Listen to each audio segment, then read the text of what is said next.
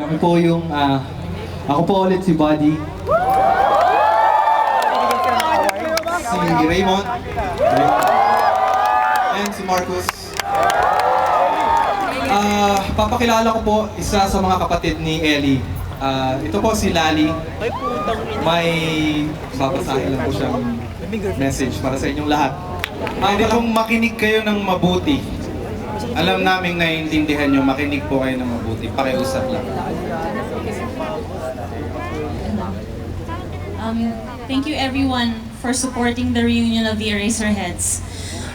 We, however, regret to inform you that due to my brother's poor health, because of the emotional and physical stress that he's been experiencing, we apologize for cutting the concert short.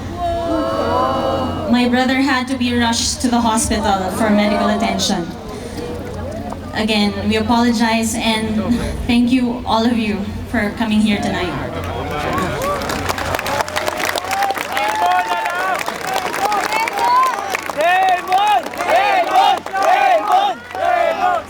We don't know what to say na we're in shock. So, sana maging safe kayo pauwi. Nandito po yung promoters para sabihin po yung details. Balik bayad!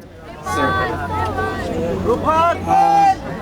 Si Ellie nasa hospital na ngayon, and we would like to end this evening with a prayer.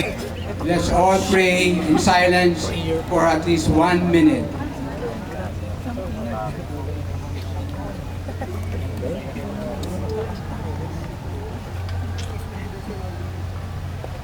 Tuntukayo na siya.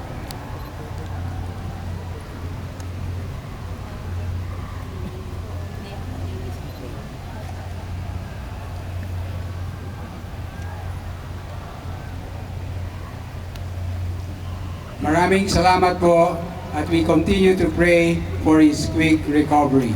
Thank you very much. Everybody, go home safe. Drive safe.